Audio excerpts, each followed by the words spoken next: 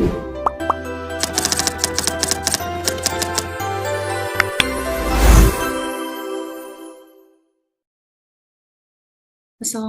warahmatullahi wabarakatuh.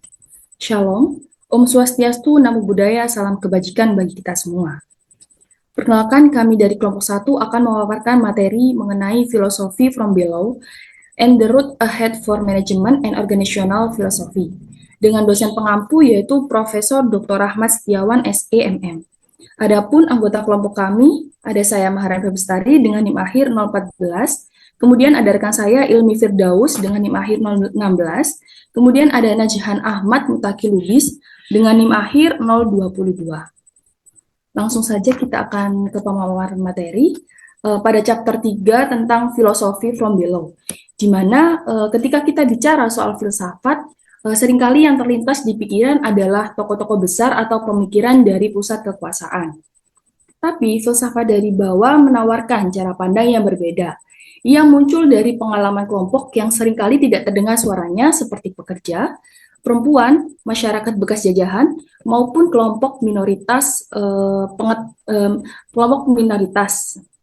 Intinya, filsafat ini ingin mengingatkan kita bahwa pengetahuan tidak hanya datang dari yang berkuasa, tetapi juga dari mereka yang merasakan langsung ketidakadilan.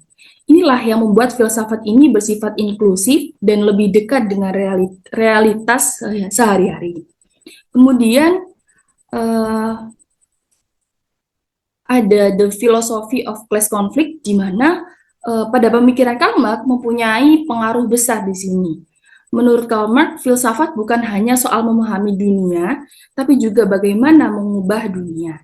Ia menekankan bahwa dalam masyarakat selalu ada relasi kuasa yang timpang, terutama antara pemilik modal dan pekerja. Sistem kapitalisme yang kita kenal sekarang memang bisa menciptakan kemajuan, tapi di saat yang sama juga penuh kontradiksi, di mana di dalam tempat kerja misalnya, ada hubungan buruh dan pemilik modal bukan hanya hubungan kerja biasa, melainkan sebuah arena pertarungan kepentingan. Dari sinilah filsafat diarahkan untuk menyoroti kuasa dominasi sekaligus ruang perlawanan. Selanjutnya dari tradisi pemikiran ini akan lahir beberapa aliran besar yang membentuk kerangka filsafat dari bawah, yang dimana ada 6 aliran utama. Pertama ada analisis kelas pekerja yang berfokus pada perjuangan buruh. Kedua, filsafat feminis yang mengkritik bagaimana konsep-konsep dalam ilmu pengetahuan sering bias terhadap laki-laki dan mengabaikan perempuan. Ketiga, ada pasca kolonialitas yang mengingatkan bahwa dominasi Barat atas dunia non-Barat tidak berhenti di masa lalu, tapi masih berlangsung hingga kini. Keempat, ada subaltern studies yang dimana mencoba memberikan ruang pada budaya lokal dan komunitas yang seringkali diabaikan. Kelima, ada konsep political society yang dimana menekankan pentingnya aksi kritis dari masyarakat sipil. Dan yang terakhir adalah critical transnationalism yang melihat bahwa masalah-masalah ketidakadilan ini bersifat global dan saling terhubung lintas negara. Untuk lebih jelasnya, kita bisa melihat contoh dari dua aliran besar, yaitu feminisme dan pasca kolonialitas. Aliran feminisme ini sangat beragam, yaitu ada feminisme radikal yang dimana menyoroti organisasi modern sebagai ruang patriarkal. Kemudian ada feminisme sosialis, di mana menghubungkan patriarki dengan penindasan kelas. Kemudian ada feminisme konstruktif, yaitu melihat patriarki sebagai konstruksi kuasa yang bisa diubah. Kemudian feminisme psikoanalisis yang mengkritik teori dari yang dibangun atas asumsi patriarkal. Kemudian ada feminisme pasca kolonial, yaitu dia menolak dominasi feminisme Barat dan menuntut pengakuan terhadap pengalaman perempuan global south. Baik, saya akan. Kemudian, di dalam feminisme ini ada gagasan bahwa Gender bukanlah kodrat biologis, tapi konstruksi sosial. Jadi peran laki-laki maupun perempuan banyak dibentuk oleh budaya dan norma yang berlaku, bukan semata-mata faktor alamiah. Dari sini muncul kritik terhadap patriarki dan heteronormativitas, yaitu anggapan bahwa hanya ada satu cara hidup yang sah menurut standar masyarakat. Sementara itu, pasca kolonialis ini menyoroti bahwa warisan kolonialisme, meskipun era kolonial sudah lama berakhir, pola-pola eksploitasi eh, dan ketergantungan tetap ada, baik dalam ekonomi maupun cara pandang. Edward Said lewat karyanya yaitu Orientalism menunjukkan bagaimana Barat membangun citra tentang Timur dengan cara bisnis dan sering merugikan yang ia sebut sebagai bentuk kekerasan episetnik. Selanjutnya akan dijelaskan oleh rekan saya.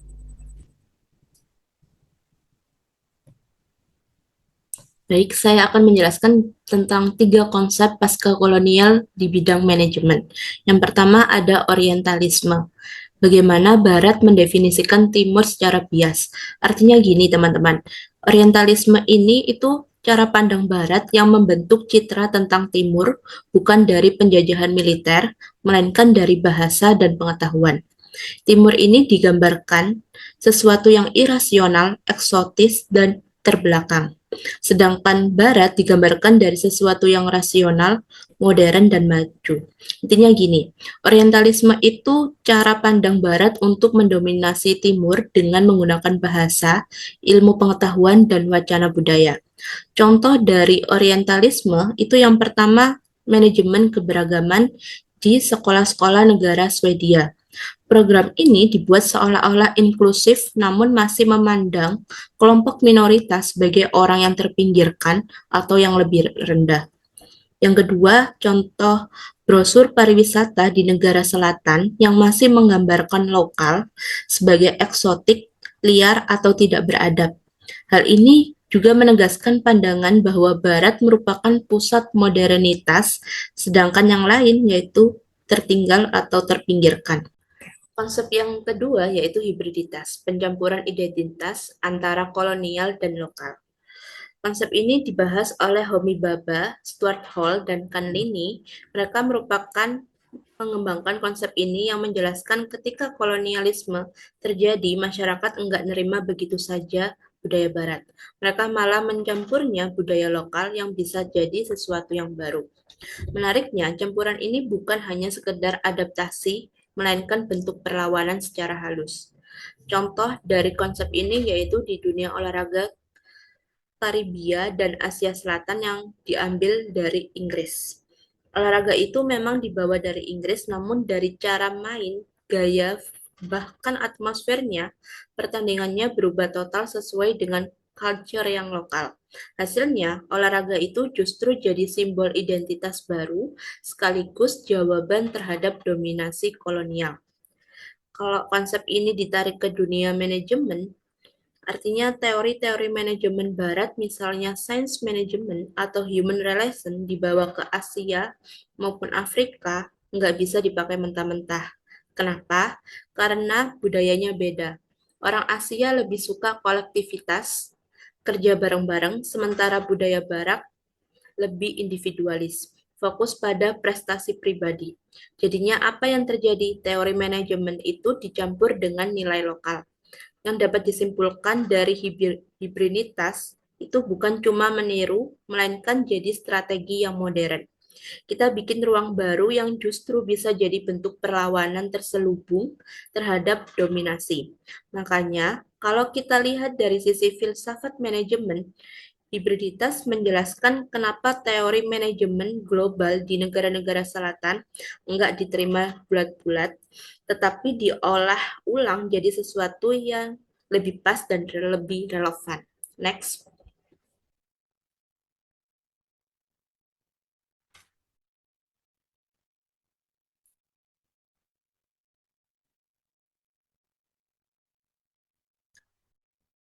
Konsep ketiga, esensialisme strategis yang dikemukakan oleh Gayatri Spivak. Ini contohnya perempuan di Indonesia tentu beda dengan pengalamannya dengan perempuan di Afrika maupun Amerika Latin. Tapi kadang, ke dalam perjuangan sosial politik, keragaman yang terlalu detail itu justru jadi suara yang tercerai-berai. Nah, idenya dari Gayatri Spivak, konsep ini yang lebih sederhana dengan menyederhanakan identitas yang beragam jadi satu identitas bersama, namun hanya untuk tujuan strategis. Kenapa konsep ini penting? Kalau terlalu sibuk dengan memperhatikan perbedaan, justru gerakan sosial bisa lemah. Dengan esensialisme strategis, kelompok minoritas atau perempuan bisa bersatu untuk memperjuangkan hak, meski mereka sebenarnya berbeda-beda. Tapi harus diingat, ini hanya sementara dan bukan kebenaran yang mutlak.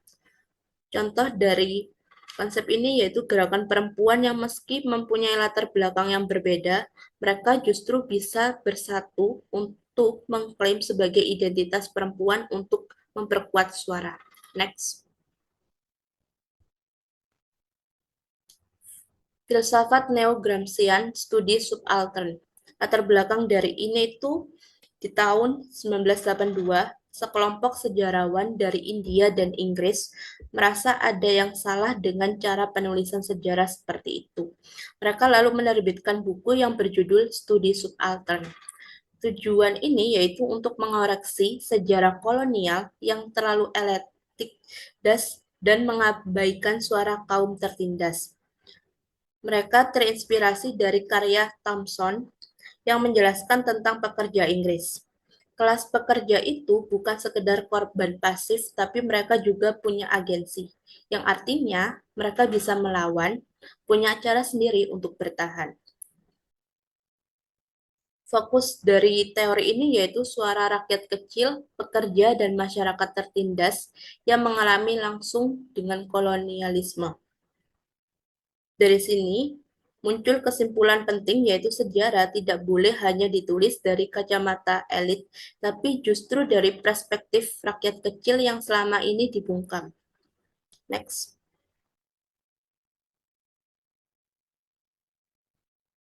Aplikasi dalam manajemen dan organisasi. Konsep ini ternyata bisa dipakai di dunia organisasi, misalnya di Dipesh Chakrabarty dengan menulis buku dengan judul Memikirkan Kembali Sejarah Kelas Pekerja di tahun 1989. Ia meneliti buruh pabrik goni di Kalkuta. Apa sih yang menarik dari ini? Kapitalisme modern di India ternyata tidak sepenuhnya menghapus sistem lama seperti feodalisme. Analisis Marx di Inggris tidak bisa langsung dipakai di India karena konteksnya beda. Artinya, teori Barat harus disesuaikan dengan konteks lokal. Lalu ada Ranajit Guha yang berbicara tentang hegemoni. Menurutnya, dalam organisasi modern, hegemoni sering gagal. Contoh dari manajemen perusahaan bilang mereka mau memberdayakan pekerja, kenyataannya tetap otoriter. Akhirnya, pekerja melawan dengan cara-cara halus, melalui kerja lambat, pura-pura patuh, atau bentuk dari perlawanan tersembunyi. Inti dari studi subaltern ini yaitu sejarah organisasi dan manajemen tidak boleh hanya dilihat dari perspektif elit. Kaum kecil, buruh, dan kelompok pinggiran punya suara, pengalaman, dan cara perlawanan mereka sendiri. Bahkan dalam organisasi modern, pekerja tidak selalu pasif. Mereka bisa melawan meski dengan cara yang lembut dan tersembunyi. Dan yang lebih penting, praktek teknis seperti akuntansi dan pemasaran bukan netral, tapi sering jadi alat kapitalisme global untuk mengontrol. Next. Contoh realisme kritis masyarakat politik. Kita sering dengar kata nasionalisme kan teman-teman. Biasanya terdengar gagah, perjuangan bangsa, persatuan, semangat melawan penjajah. Tapi pernah nggak kita mikir nasionalisme itu milik siapa? Apakah semua orang itu betul-betul diwakili oleh nasionalisme? Di tahun 2005, seorang pemikir besar dari India, Partha Chatterjee, menulis buku berjudul Politics of the Governed, atau dalam bahasa kita, politik yang diperintah. Nah, dari judul itu udah agak beda. Bukan politik yang memerintah, tapi juga yang diperintah. Artinya, fokusnya bukan lagi elit atau penguasa, melainkan orang-orang yang biasa yang sering dipinggirkan. Menurut Carterjee, yang mengkritik nasionalisme di India, katanya nasionalisme ini cuma mewakili elit modern dan kelas menengah, sementara kelompok miskin, buruh, petani, atau masyarakat adat yang ditinggalkan begitu saja. Karena itu, menurutnya masyarakat dibagi menjadi dua, masyarakat sipil dan masyarakat politik. Masyarakat sipil isinya elit modern, kelas menengah, lembaga hukum, mereka mempunyai akses resmi ke negara. Masyarakat politik, kelompok yang dipinggirkan, nggak punya akses resmi, tapi juga berjuang menegosiasi hak mereka lewat jalur non-formal. Next.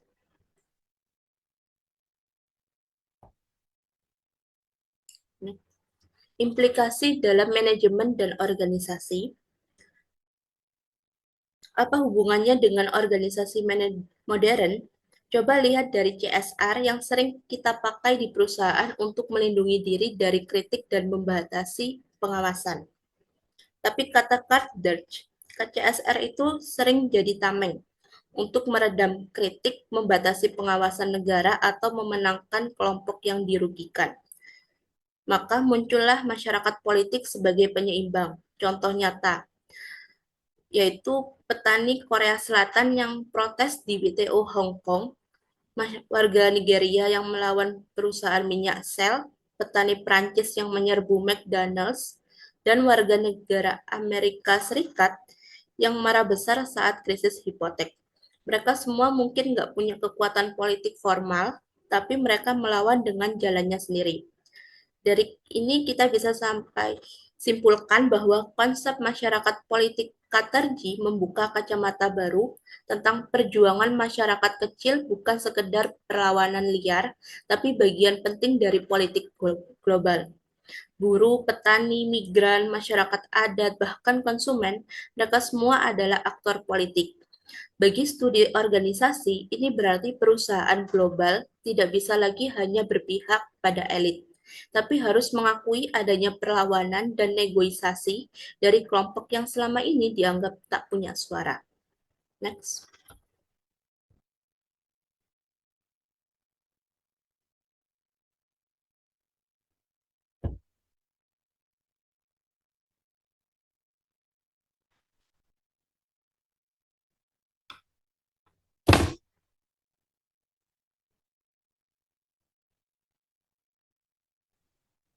Baik, selanjutnya akan membahas terkait dengan chapter 4 yaitu The Road Ahead for Management and Organizational Philosophy.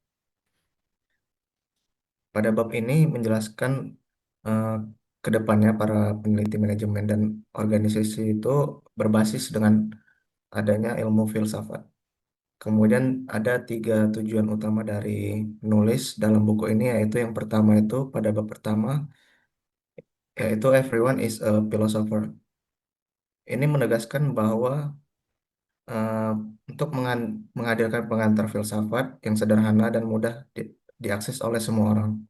Walau diarahkan terutama untuk bagi para mahasiswa dan para peneliti di sekolah ataupun di kampus yang ada, isinya tetap bermanfaat bagi para akademis di berbagai bidang ilmu maupun praktisi yang tertarik dan dengan filsafat. Kemudian yang kedua itu pada bab 2 ada interrogating konsep, yaitu peran konsep sebagai jembatan teori dan pengalaman nyata. Penulis menyoroti bahwa pentingnya konsep ini sebagai fondasi teori, filsafat, dan metode. Konsep ini dapat diperdalam dengan sikap kritis sekaligus hormat, sehingga mampu menjembatani teori abstrak dan pengalaman nyata. Kemudian konsep ini juga dapat ditipiskan, artinya melalui proses reifikasi atau dimodifikasi yang pada akhirnya dapat mengurungkan pembaca dalam kerumitan teori besar atau kesempitan empirisme. Kemudian pada bab ketiga itu ada filosofi from below, yaitu filsafat berpihak pada yang tersisih dan dorong dorong aksi nyata.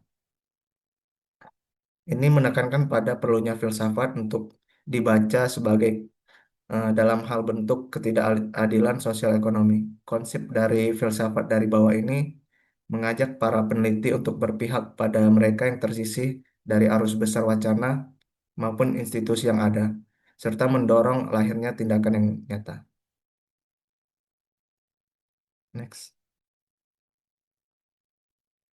Kemudian tema-tema utama ada tiga, yaitu filsafat dan ilmu sosial hidup berdampingan, kemudian ada filsafat selalu bersentuhan dengan politik, dan yang ketiga ada filsafat diarahkan pada tindakan. Yang pertama itu filsafat dan ilmu sosial hidup berdampingan, artinya filsafat dan ilmu sosial tidak dapat dipisahkan dan tidak sah jika dipisahkan, karena setiap bentuk dari penyelidik penyelidikan ilmiah selalu melibatkan filsafat dalam asumsi dan cara berpikirnya. Kedua itu penulis menegaskan bahwa filsafat selalu bersentuhan dengan politik, seperti halnya filsafat yang berada di mana-mana kehidupan kita. Demikian juga dengan kekuasaan. Artinya keduanya tidak dapat dipisahkan. Karena itu peneliti organisasi tidak boleh menutup mata terhadap dimensi politik dan praktik ilmiah maupun subjek kajiannya. Kemudian yang ketiga itu filsafat harus diarahkan pada tindakan, artinya pengetahuan itu diciptakan bukan semata-mata hanya untuk dipahami, melainkan untuk bisa dipakai dalam mengintervensi dunia dan membawa perubahan menuju arah yang lebih baik. Next.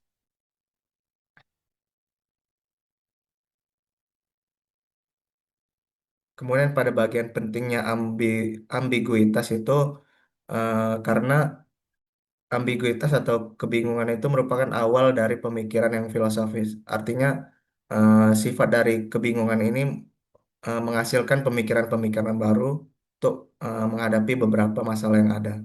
Kemudian mengutip dari Eko mengatakan bahwa mengapa menafsirkan kebingungan sebagai musibah. Kemudian organisasi itu haruslah penuh rasa ingin tahu, kecemasan, harapan, dan konflik. Ambiguitas ini cukup penting untuk menyelidik penyelidikan kritis. Dalam memahami dunia kompleks organisasi, penulis menekankan keraguan dan kebingungan sebagai awal dari pemikiran filosofis. Bagi mereka justru kebingunganlah yang harusnya dicemaskan jika tidak ada, karena pastian di dunia yang selalu berubah hanya bersifat sesaat, bahkan dapat menyesatkan. Itu merupakan pendapat dari Jones dan Ten Bos, dan menambahkan bahwa organisasi layak dijadikan subjek filosofis karena menghasilkan rasa ingin tahu. Kemudian ada kecemasan, kebingungan, kemarahan, dan harapan. Ambiguitas ini atau kebingungan adalah titik tolak bagi penyelidikan filosofis yang kritis. Next. Kemudian kemana arah masa depan studi organisasi ini?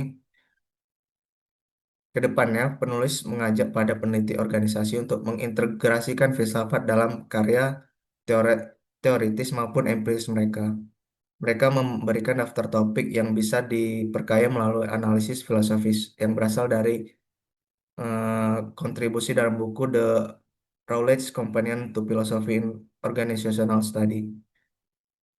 Nah, kemudian topik-topik yang dapat dikaji atau dianalisis yaitu eh, terdapat banyak topik ya seperti estetika dan desain organisasi, kemudian usia dan penuaan, agensi dan tubuh, kemudian pemasaran dan merek, kapital dan konsumsi, kemudian ada demokrasi, keragaman lingkungan, kekuasaan, resistensi keadilan, spiritualis, strategi nilai identitas, dan dunia kerja di era neoliberalisme. Next. Implikasi dari manfaatnya filsafat ini karena hampir semua aspek studi organisasi ini bisa diperkaya dengan adanya pemikiran filsafat. Manfaat utamanya di sini eh, dapat memperdalam pemahaman, kemudian mengkritisi praktik dominan, kemudian menawarkan cara pandang baru, reflektif dan manusiawi. Dengan kata lain, hampir semua aspek dalam penelitian organisasi berpeluang dianalisis secara filosofis. Filsafat membantu memperdalam pemahaman dan mendapatkan cara pandang baru terhadap suatu permasalahan. Next. Kemudian pada bagian penutup, ini semua topik organisasi layak dipertimbangkan sebagai filosofis. Kemudian harapannya adanya tumbuhnya 1.000 bunga filsafat dalam studi manajemen, artinya setiap orang dapat berpikir kritis dan memahami konteks-konteks dalam penelitiannya.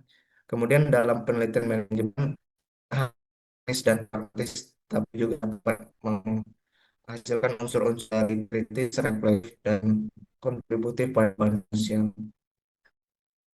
Penulis menyatakan bahwa akan lebih mudah mengatakan bahwa setiap topik itu dalam penelitian organisasi layak dipertimbangkan secara filosofis.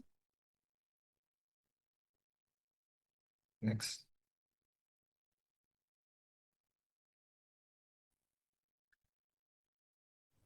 Baik, terima kasih.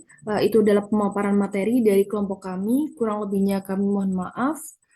Akan kami perbaiki jika ada salah kata dan perbuatan maupun penyampaian. Wassalamualaikum warahmatullahi wabarakatuh.